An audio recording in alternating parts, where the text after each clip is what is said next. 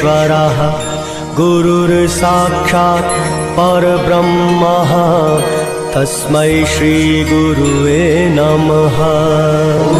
गुरुर्ब्रह्मा गुरुर्विष्णु गुरुर्देवो महेश्वरा गुरुर्साक्षात् परब्रह्मा तस्मै श्री गुरुवे नमः।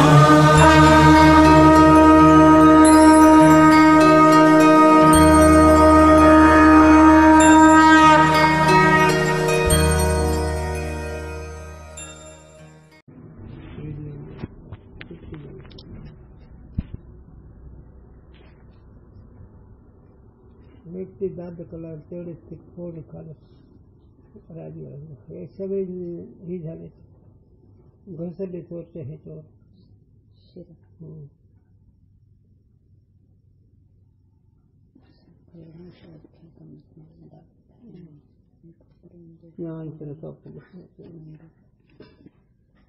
भगवान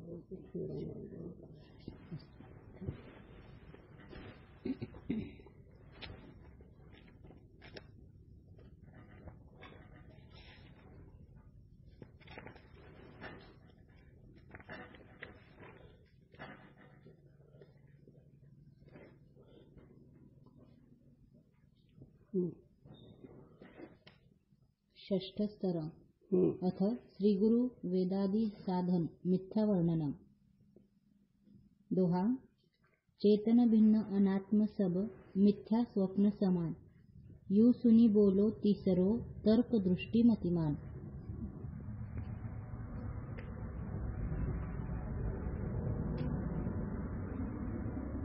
गुरुजीने सांगितलं सहावा तरंग आस्तिक तार्किकाचा आहे, एक नास्तिक तार्किक आणि एक आस्तिक तार्किक। आस्तिक तार्किकाचे संत वाङ्मयानुसार बुद्धीचा विचार करतो बुद्धीने। नास्तिक तार्किक आहे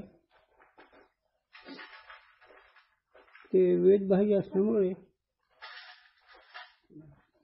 जगाच्या राहटी पुढचाही विचार करतो। इथं आस्तिक तार्किक तर्कदृष्टी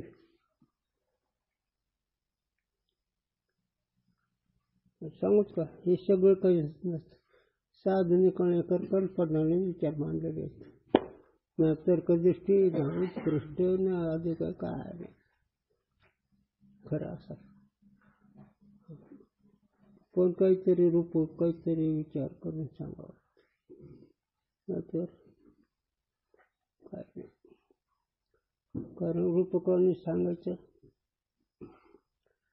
श्रोत्याला कळण्याकरता असो।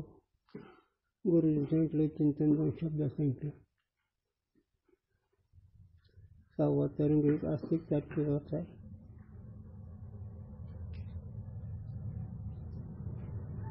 आता तो विचार करतो चौथ्या तरंगापासून 5व्या तरंगात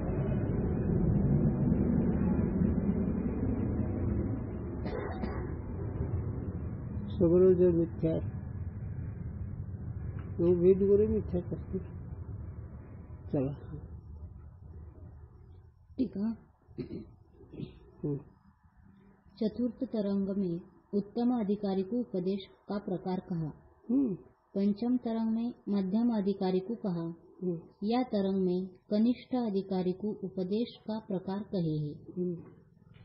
आता चौथ्या तरंगात उत्कृष्ट अधिकारी, 5व्यात मध्यम अधिकारी या दोघांना उपदेश केला आणि या तरंगामध्ये कनिष्ठ अधिकाऱ्याला उपदेश करायचा। जाको शंका बहुत उपजे ताकि यद्यपि बुद्धि तीव्र होवे है तथापि वह कनिष्ठ अधिकारी है। आलं का तेच,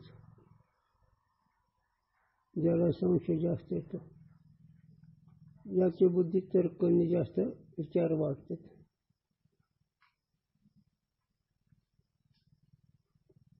त्याला काय म्हणायचं कनिष्ठ अधिकारी. कनिष्ठ.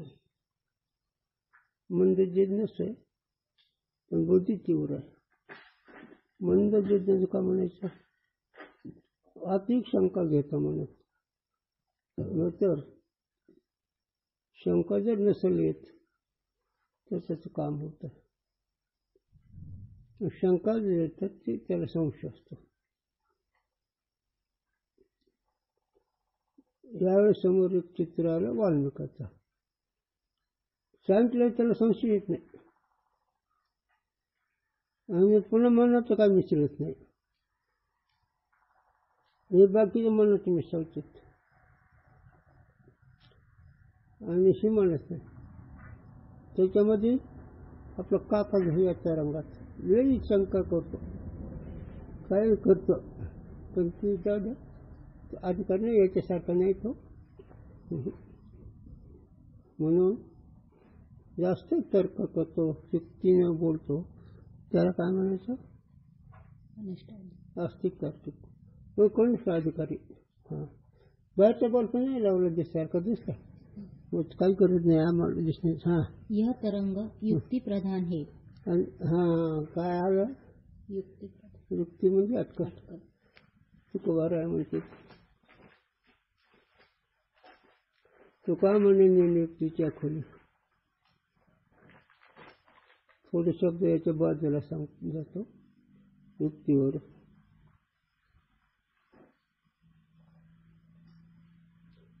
माऊलीच्या दारात हे राधुरीचा नगन राधूचा एक धरणेकडे बसला.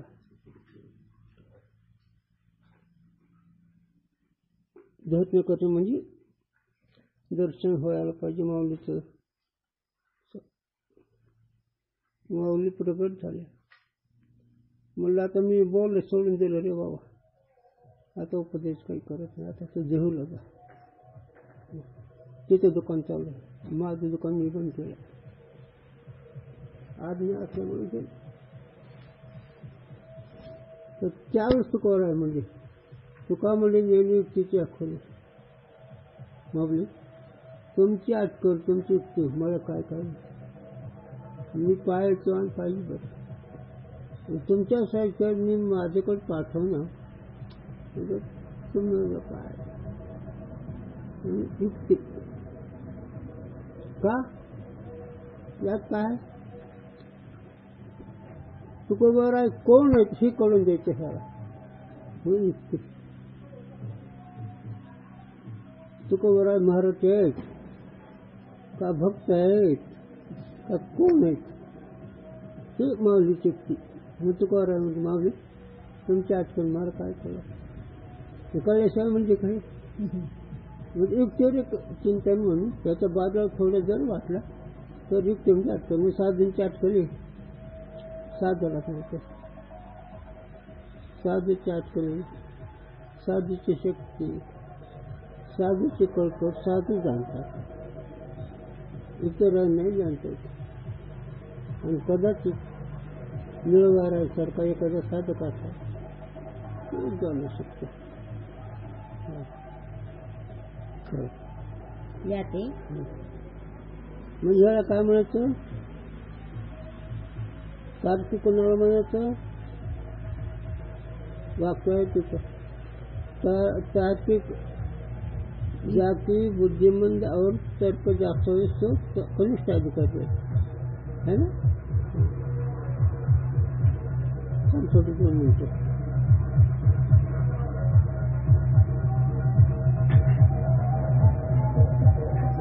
चलो बोलिए.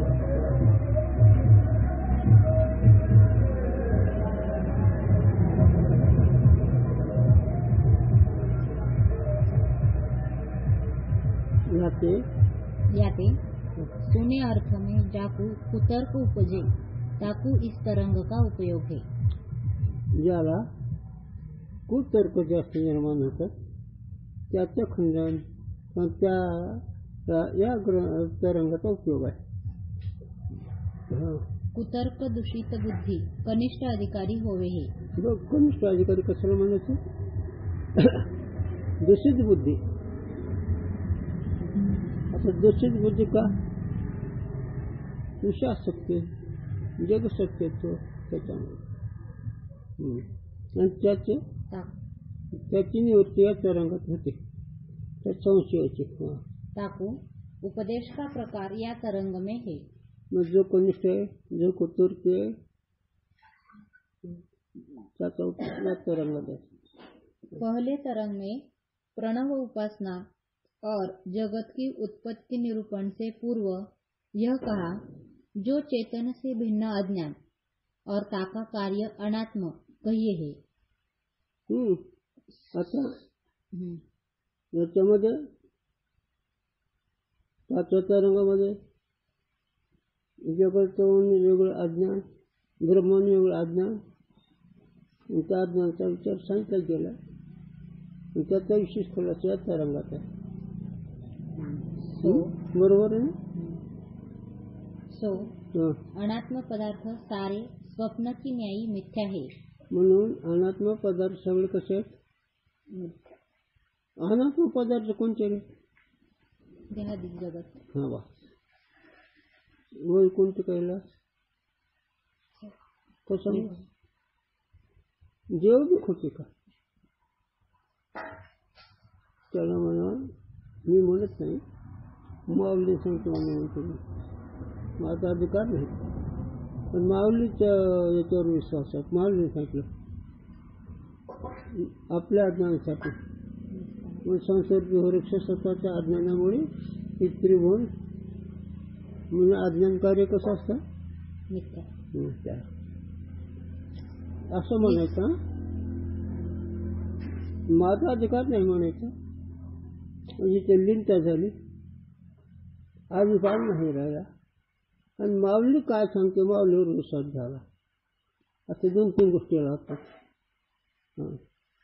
ज्यावेळेस पूर्ण बिनचूक मस्ती राहिलं ज्ञानाची, त्यावेळेस मग स्वतः मी म्हणतो म्हणलं ते चालेल. असा ना. म्हणून पाचव्या तरंगामध्ये अनात्म पदार्थ वृत्ती सांगू त्याचं चिंतन सांगितलं. तरी पण जे दूषित माणूस आहे, जे बुद्धी कनिष्ठ आहे, ज्याला विषयासक्ती आहे, पण बुद्धी चतुर आहे, त्याला म्हणायचं कनिष्ठ. आमच्या वेळेस हरिभाऊ पाटील जाते पदोपदी गुरुजीला विचारायचा. ते संशयुक्त, ते संशय असे काही स्वतःचे, काही दुसऱ्या कनिष्ठपणा समजून त्याला कनिष्ठपणा दाखवायचा.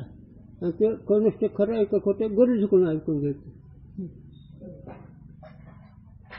आज त्याला मूर्ख म्हणायचं नाही, तू मूर्ख आहेस. ते दुसऱ्याला आमच्याकडून कळून घेत खरं हा मूर्ख नाही. आणि मग त्याला जवळ पडतो, तो ह्याने जर मूर्ख म्हणतो तो मूर्ख आहेच असं अटकले. हे का विश्वास म्हणून तार्किक असतो, त्याची बुद्धी दूषित असते. इस वार्ता को सुनी के दोनों भाइयों को प्रश्न से उपराम देखी के तर्क दृष्टि का प्रश्न. आता हे दोघं बहुकृतार्थ झाले म्हणून त्याच्या भूमिकेनुसार तिथे प्रश्न येते, तो तर्कदृष्टी करतो. दोन्ही भाऊ कृतार्थ झाले ना. प्रश्न. स्वप्न दृष्टांत से जागृत पदार्थ मिथ्या संभव नहीं. स्वप्न दृष्टांत से जागृत पदार्थ मिथ्या संभव नहीं. संभव नाही. आता ते काल आहे ना भांड्याचा, म्हणून अगोदर तर आता काही बरोबर लक्षात येत नाही. स्वप्नाच्या दृष्टीत नाही, जागृत पदार्थ मिथ्या हे बरोबर नाही. तर्क दृष्टि प्रश्न करे है. दोहा. पहली जाने वस्तु की स्मृते स्वप्न में होय, जागृत में अज्ञात अति ताही लखे नहीं कोय. टीका. पूर्व जो अत्यंत अज्ञात पदार्थ है ताका स्वप्न में ज्ञान होवे नहीं, किंतु जागृत में जाका अनुभव ज्ञान होवे ताकि स्वप्न में स्मृती होवे हे. असं आहे. याच्यात जहाजिक जगत जर म्हणतो मिथ्या तर ते पदार्थ नाही. मिथ्या जर म्हणलं पण जर का असं गमतीचं कळलं नाही, जर जागृत पदार्थ मिथ्या आहे तर मिथ्या पदार्थ वस्तू नसते, पण त्या पदार्थ स्मरण होते स्वप्नात. मग खरे का खोटे ती गोष्ट का तो तार्किकच आहे ना. मग खऱ्या वस्तूची स्मृती होईल का नाही? जे कधी पाहिलं नाही, जे कधी ऐकलं नाही, त्याची कुठे स्मृती होते? म्हणून जागृतीला कसं मिथ्या म्हणता येईल? म्हणून जागृतीचे पदार्थ सत्य असल्यामुळे त्याची स्वप्नामध्ये स्मृती होते. शंका गमती आहे, त्याच्या बरोबर जर थोडं डोकं चालवावं लागतं. होईल होईल. चला. याते स्मृति ज्ञान के विषय जागृत के पदार्थ सत्य होने से तिनका स्वप्न में स्मृति रूप ज्ञान भी सत्य है. आलं का लक्षात? स्वप्नामध्ये जागृत पदार्थ स्मृती होती, पण ज्याची स्मृतीचे पदार्थ खरे आहेत. जर खोटे असते तर स्मृती झाली नसते. खोटे असते तर पदार्थ ते नाही त्या, पण ते पदार्थ सत्य आहेत. म्हणून स्वप्नासारखी जागृती कशी म्हणता तुम्ही? स्वप्नासारखी जागृती नाही झाली. याते स्वप्न के दृष्टांत से जागृत के पदार्थों को मिथ्या कहना संभव नहीं. म्हणून जागृतीचे पदार्थाला स्वप्नाच्या दृष्टांताने मिथ्या म्हणणे बरोबर नाही. प्रश्न, स्वप्न मिथ्या नहीं म्हणून याच्यावरून स्वप्न मिथ्या नाही का? कारण जागृतीच्या पदार्थ स्मृती स्वप्नात आहे ना. म्हणून याचे नाम म्हणून काय? म्हणून जागृतीच्या पदार्थाची स्मृती स्वप्नात होते. म्हणून जागृतीचे पदार्थ खरे आहेत. म्हणून स्वप्न खरं आहे. अन्य प्रकार से स्वप्न ज्ञान के विषय पदार्थों को सत्यता प्रतिपादन करे है. आता तेच अन्य रीतीनं स्वप्न सत्य आहे असं ते वरून करतात. हे झालं की दोहा, अथवा स्थूल ही लिंगत जी बाहरी देखत जाय, गिरी समुद्र वनवाजी गज सो मिथ्या किही भाय. आता स्वप्नामध्ये अंतकरण इंद्रियादी बाहेर जातात आणि ते खऱ्या पदार्थाला पाहतात, म्हणून स्वप्न खोटं. टीका, अथवा कहिए और प्रकार से स्वप्न का ज्ञान और ताके विषय पदार्थ सत्य है, मिथ्या नहीं. अंतिम रीतीने और प्रकारामुळे अनेक रीतीने दुसऱ्या रीतीने स्वप्नामध्ये पदार्थ स्वप्नातले पदार्थ खरे खोटे नाही. कशा रीतीनं? तर स्वप्नामध्ये अंतःकरणावरती अधिक इंद्रिय बाहेरच्या पदार्थाला जाते, ओळखते, मग बाहेरच्या पदार्थात ज्ञान होतं, म्हणून स्वप्न खरं. काहे ते स्वप्न अवस्था में स्थूल शरीर को त्यागी के लिंग शरीर बाहरी निकसी के साचे गिरी समुद्रादिकन को देखे है. याते स्वप्न मिथ्या नहीं. स्वप्नामध्ये लिंग देह बाहेर जातो आणि गिरी पर्वतादिकाला पाहतो, म्हणून स्वप्न मिथ्या नाही. उगत प्रश्न के उत्तर. आता जे प्रश्न आता तुम्ही ऐकले त्या प्रश्नाचं उत्तर आदर्श सिद्धांती देतात किंवा वेदांती देतात. जागृत के प्रश्न लक्षात ठेवा, मग त्याचं उत्तर देताना लक्षात येईल. जागृत के पदार्थों की स्वप्न में स्मृति नहीं. अरे बाबा, थोडं लक्षात घे. जागृतीच्या पदार्थाची स्वप्नावर स्मृती नाही. कशा रीतीने नाही ते ऐका. आता दोहा, यह हस्ती आगे खरो ऐसा हो ओ ज्ञान स्वप्न माही स्मृती रूपसो कैसे होय सुजा. टीका. पूर्व काल संबंधी पदार्थ का ज्ञान स्मृति होवे है. जैसे पूर्व देखे हस्ती की सो हस्ती ऐसी स्मृति होवे है. और यह हस्ती सम्मुख स्थित है ऐसा ज्ञान स्मृति नहीं किंतु प्रत्यक्ष कहिए है. आलं का लक्षात. स्मृतीला विषय नसतो. तुमचं काय म्हणा स्मृती जागृती पदार्थ स्मृती होती. हा एक त्याचा प्रश्न.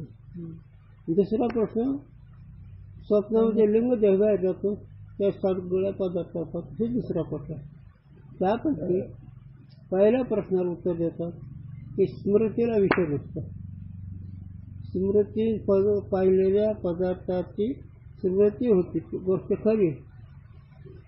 पण ज्या स्वप्नामध्ये प्रत्यक्ष पदार्थ आहे ना मग स्मृतीचा विषय स्वप्न कसं होईल. स्वप्नामध्ये पदार्थ प्रत्यक्ष आहेत ना मग त्याला स्मृती कसा म्हणतो तू. स्मृतीला विषय नसतो. ही त्याचं एक पहिले प्रश्नाचं उत्तर. और स्वप्न में तो यह हस्ती आगे स्थित है, यह पर्वत है, यह नदी है ऐसा ज्ञान होवे है. याते जागृत में देखे पदार्थन की स्वप्न में स्मृती नहीं. कारण प्रत्यक्ष विषय असल्यामुळे स्वप्नामध्ये जागृतीचे पदार्थ स्मृती नाही. एवढंच तात्पर्य. कारण प्रत्यक्ष विषय असल्यामुळे स्मृतीला विषय नसल्यामुळे हे प्रत्यक्ष विषय स्मृती नाही. किंतु म्हणून स्वप्न स्मृतीचा विषय नाही. किंतु हस्ती आदिकन का प्रत्यक्ष ज्ञान होवे है. का प्रत्यक्ष हस्ती है पदार्थ. प्रत्यक्ष पदार्थ आहे स्मृती कशी राहू शकेल.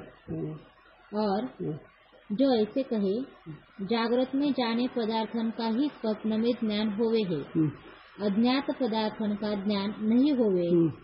याते जागृत पदार्थन के ज्ञान के संस्कारंते स्वप्न के ज्ञान की उत्पत्ति होवे है. असं जर अनुवाद आहे. संस्कारजन्य ज्ञान स्मृती कहिए है. संस्कारजन्य ज्ञान स्मृती म्हणायचं. आणि जागृतीमध्ये कोणतेच पदार्थ पाहिले नाही ऐकले नाही याची स्मृती होती हे म्हणणं बरोबर नाही. ज्याची अनुभूती झाली त्याची स्मरण होतं हे म्हणणं बरोबर आहे. स्मृतीला विषय नसतो. हिचा विषय आता एकच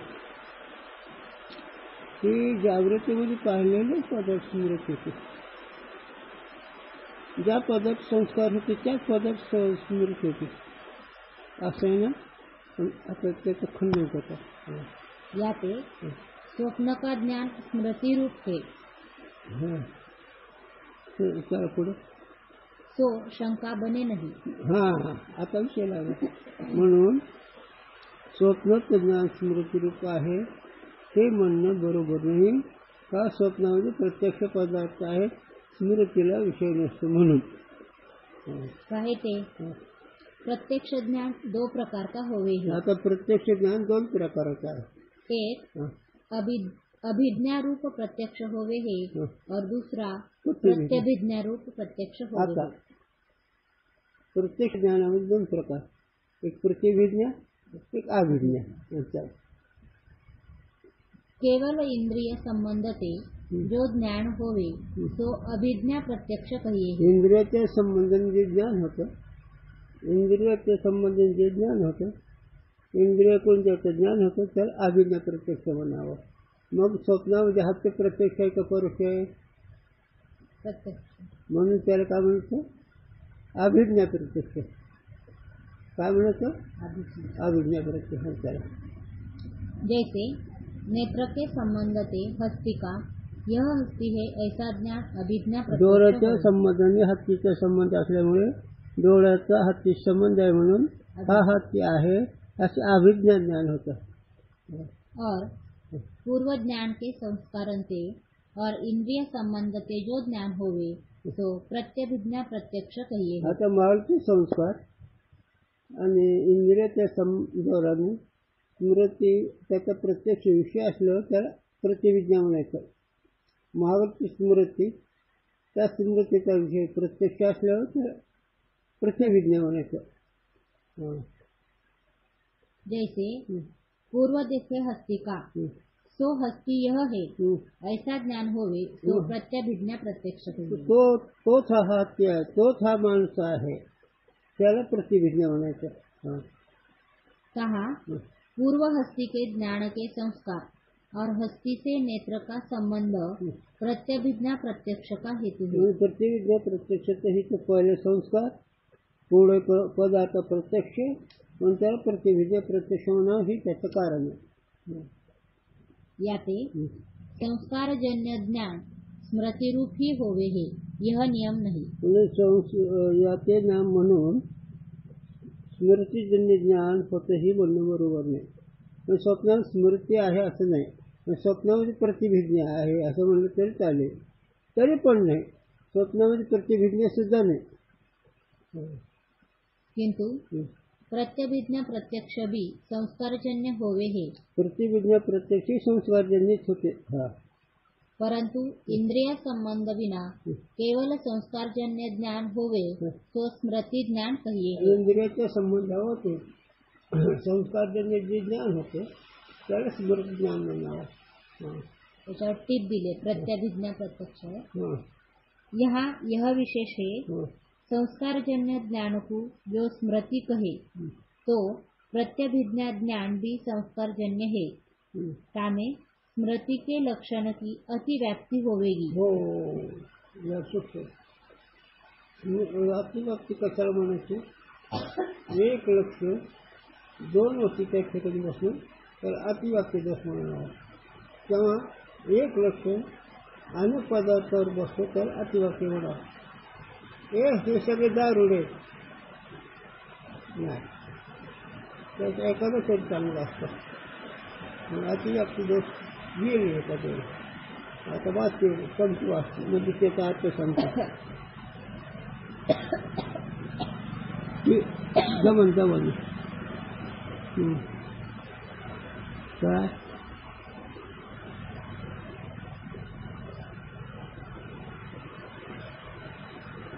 आताच विषय टिपणे म्हटलं. संस्कारजन्य ज्ञान को जो स्मृति कहे तो प्रत्यभिज्ञा ज्ञान भी संस्कारजन्य है. तामे स्मृति के लक्षण की अतिव्याप्ती होगी. आता स्वप्नामध्ये स्मृती ज्ञानाला स्वप्न म्हणलं तर प्रतिभिज्ञावर अतिव्याप्ती होते. कारण प्रतिभिज्ञा इंद्रियजन्य आहे ना, तोच आहे ना. पण तोच हा म्हणजे तो संस्कार आहे. संस्कार इंद्रियाचा संबंध हे प्रतिभिज्ञा. आणि स्मृतीमध्ये जर मानलं तर मग दोन सारखे झाले ना, अतिव्याप्ती दोषी त्याचं खंडन कसं आहे बघू. ताके निवारण अर्थ स्मृति के लक्षण में मात्र पद का निवेश किया चाहिए. स्मृती मात्र म्हणजे स्मृती नुसती आहे, त्याला विषय नाही, मग अतिव्याप्ती दोष नाही का मात्र. जो संस्कार मात्र जन्य ज्ञान को स्मृति कहे तो संस्कार मात्र रूप सामग्री को अनुभव नाश के अनंतर सदा विद्यमान होने ते सदा स्मृति हुई चाहिए. हो, जो संस्कार जन्य म्हणलं तर पदार्थ बाजूला गेलो, पदार्थ नाही गेलो, सतत स्मृती व्हायला पाहिजे. सतत स्मृती होत नाही. म्हणून सदृश पदार्थाचं ज्ञान झाल्यानंतर त्या पदार्थाचे संस्कार असावे, तसाच पदार्थ समोर यावं म्हणजे काय होते, स्मृती होते, म्हणजे प्रतिभिज्ञा होती. आणि प्रतिभिज्ञाला समोर विषय आहे, स्मृतीला विषय नाही, पण अतिव्याप्ती येत नाही. इस दोष के निवारणार्थ स्मृति के लक्षण में उद्भूत पद का भी निवेश किया चाहिए. म्हणून आता स्मृती पदामध्ये स्मृती ज्ञानामध्ये उद्भूत संस्कार झाले पाहिजे. पण संस्कार निर्माण जर झाला तर स्मृती, पण संस्कार निर्माण व्हायला पदार्थाचं ज्ञान होतच नाही ना. पहिला पदार्थ समोर जर आला त्या पदार्थाचे संस्कार जर असे तर ते संस्कार आणि पुढच्या पदार्थाचे इंद्रियाचा संबंध असा जर झाला तर हे प्रतिबिंब येईल आणि स्मृतीला विषय नसतो ना अशी वाटते. इस रीति से उद्भूत संस्कार मात्र जन्य ज्ञान स्मृति है.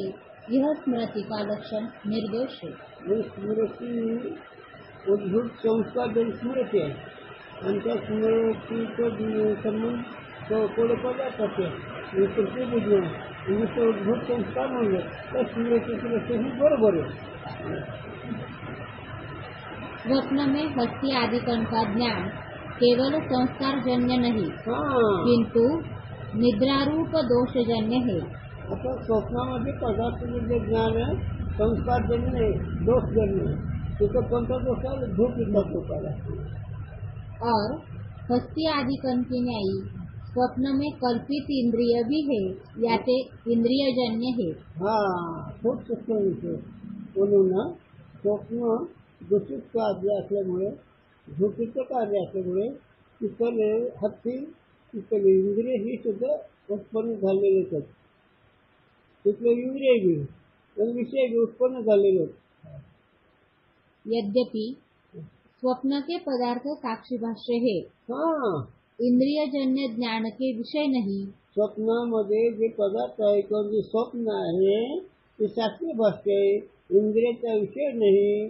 का त्याला चौथ्या तरंगात इंद्रिय विषय यात एकपट उत्पत्ती पदार्थाच्या ज्ञानाची एकपट उत्पत्ती अज्ञान दोषामुळे. तसं स्वप्न त्यातले इंद्रिय पदार्थ उत्पन्न झालेले अविद्या दोषामुळे. तथापि अविवेकी की दृष्टि से स्वप्न का ज्ञान इंद्रिय जन्य कहिए है. कोणाच्या दृष्टीने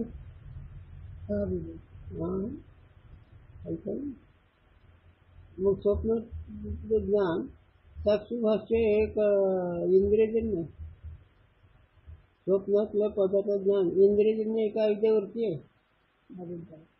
पण अविवेकी लोकांना काय वाटतं इंद्रिय. मग ह्याच्यावर प्रभाकरचं प्रकरण फार 7 प्रकरण मोठा विषय लिहिला आहे. कवितांची नरसोपद ही त्याच्या विरोधात आहे. इस रीति से स्वप्न का ज्ञान जागृत के पदार्थों की स्मृति नहीं. अशा रीतीने स्वप्नातले ज्ञान जागृतीच्या पदार्थाचा विषय नाही.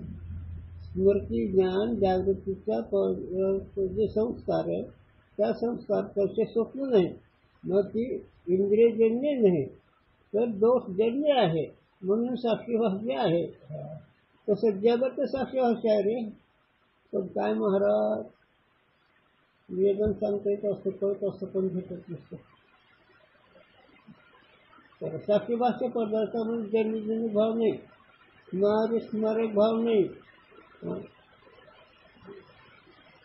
विषय बदल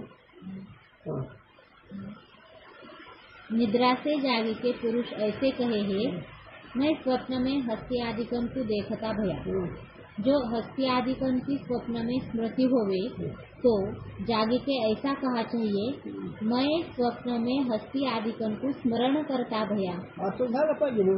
जर स्वप्न स्मृतीचा विषय जर असेल तर जागृतीमध्ये आलेला पण तो म्हणला पाहिजे मी स्वप्नामध्ये स्मरण झालं त्या हस्तीचा. पण तसं कुठं आहे ते प्रत्यक्षच आहे ना. ऐसे कोई नहीं कहता. असं तर कोणी म्हणत नाही. या ते काय म्हणत नाही स्वप्नातली स्मृती झाली मला स्वप्न पदार्थ असं म्हणत नाही. म्हणून या ते जागृत के पदार्थों की स्वप्न में स्मृति नहीं. म्हणून जागृतीच्या पदार्थाची स्वप्नामध्ये स्मृती नाही प्रत्यक्ष आहे आणि ती साक्षी भाष्य आहे. तसं जगत साक्षी भाष्य आहे आणि जगत साक्षी भाष्य ठरलं तर जीवनमुक्त आहे. जागतिक जगत साक्षी भाष्य जर ठरलं तर जीवनमुक्त आहे. तरच तत्व निश्चित आहे.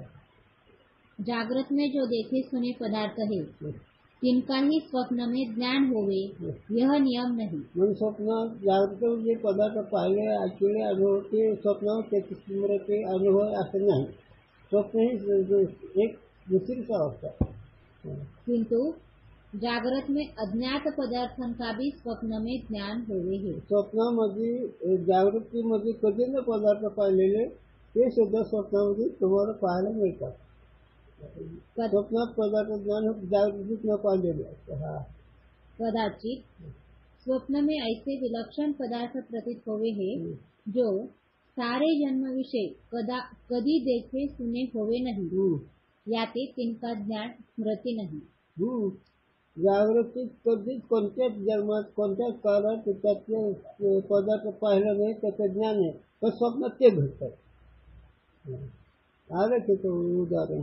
यद्यपि इस जन्म के पदार्थन के ज्ञान के संस्कार ही स्मृति के हेतु है, यह नियम नहीं। आता या जन्मातल्या पदार्थाचं ज्ञान स्मृतीचं कार्य असं सुद्धा नाही।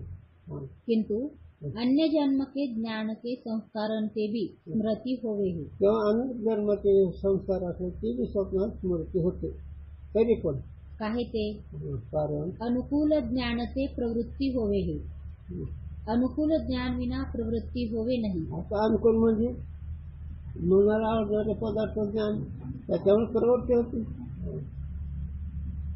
याते बालक की स्तनपान में जो प्रथम प्रवृत्ति होवे है, ताका हेतु बालक को भी स्तनपान मेरे अनुकूल है ऐसा ज्ञान होवे है। हे कशावर दिला? अनेक धर्माचे संस्कार हेही पदार्थाच्या अनुकूल ज्ञानाचा आहे। मग आता जन्माला अनेक जन्मातून आला ना संस्कृतीत इथं अनेक जन्माचे संस्काराची स्मृती ते पदार्थ भोगा। कहा अन्य जन्म विषय जो स्तनपान में अनुकूलता अनुभव करी है, ताके संस्कारण से बालक को प्रथम अनुकूलता की स्मृति होवे है ना। दूध स्तन प्यायचे आणि ते स्मृती होती, म्हणून ते दूध पितो किंवा स्तन पितो। याते जन्मांतर के ज्ञान संस्कारण से भी स्मृती होवे है। म्हणून या जन्मातले पदार्थ ज्ञान आणि संस्कार होते असणे अनंत जन्माचे ज्ञानाचे संस्कार आणि स्मृती होते। बाल होता दर्शन करणे तैसे इस जन्म विषय अज्ञात पदार्थन की व अन्य जन्म के ज्ञान के संस्कारण से स्वप्न विषय स्मृति संभवे है। म्हणून या जन्मातले किंवा अन्य जन्माचे संस्कार स्वप्न स्मृति संभवते। तथापि पण कोई पदार्थ स्वप्न में ऐसे प्रतीत होवे है जिनका जागृत में किसी जन्म विषय ज्ञान संभवे नहीं। ही महत्वाची गोष्ट आहे। आता एक वैयक्तिक ज्ञानावर आहे ती उदाहरण आलं मी तिथे सांगेन। म्हणून अनंत जन्माचे जन्मामधले संस्कार किंवा या जन्मातले संस्कार ही नाही, कोणत्या जन्मातले संस्कार नसताना स्वप्नामध्ये अन्य पदार्थ प्रत्यय येतात, ते कसे ते पहा। जैसे अपने मस्तक छेदन को आप नेत्रन से स्वप्न में देखे हैं, कहा अपना मस्तक छेदन नेत्रन से जागृत में देखे नहीं। सांगा का कोणत्या जन्म तुमचं मस्तक छेदलं पाहिलं तर स्वप्नात ते पाहता येते, पाहण्याची ही अवगत आहे।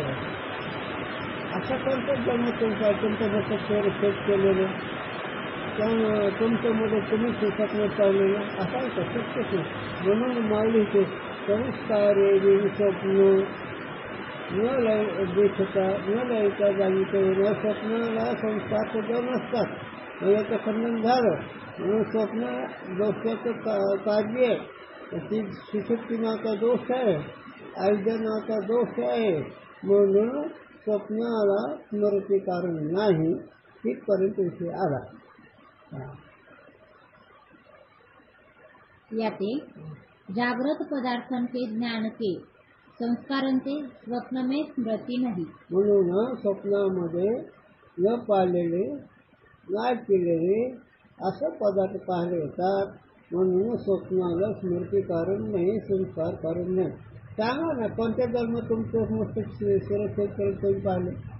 स्वप्नात ते पाहिलं नव्हतं, गेलं का नाही, स्मृती उडाली का नाही?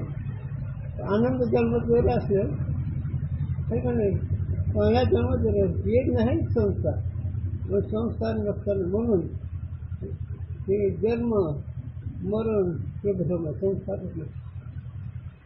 किसी संख्येनं सांगायचा तो नाही रे अधिकार ईश्वर कृपा गुरु कृपा काही नाही. हे शास्त्र पाठक असतं, शास्त्र सांगत असतं, पण तत्वनिष्ठेची शक्ती गुरुकृपेशिवाय ईश्वर कृपेशिवाय होत नसते.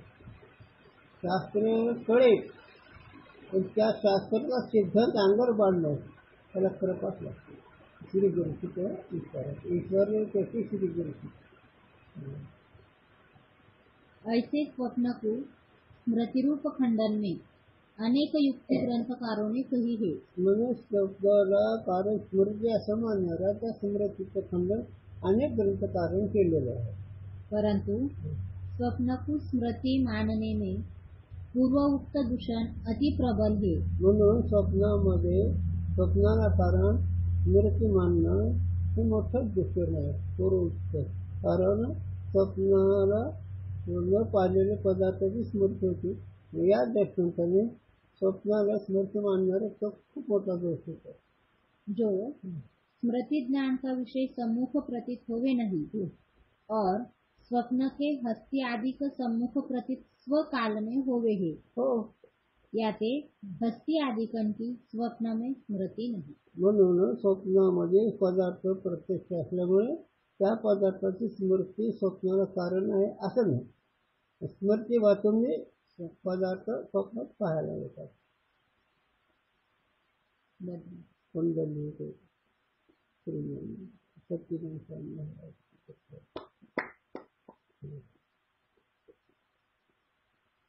तसं सिद्धांत असा या जगाला कारणच काही नाही.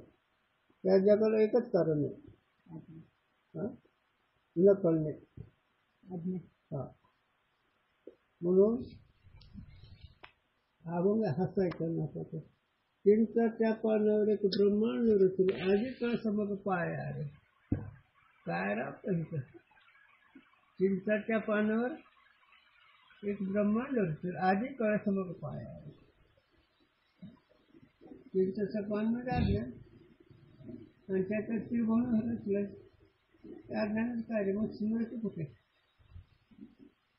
तो जागृत स्मृती आहे का. जागतिक जगतामध्ये जर मिथ्या ठरले तिथे स्मृती नाही, तिथं प्रमंजन्य नाही, तिथं कारकारण भाव नसतं, तिथं प्रतिज्ञा नाही, अभिज्ञा नाही, साक्षी भाषा आताच नाही लक्ष येते. पण हे चिंतन केलं मग काय करा खूप आवडते.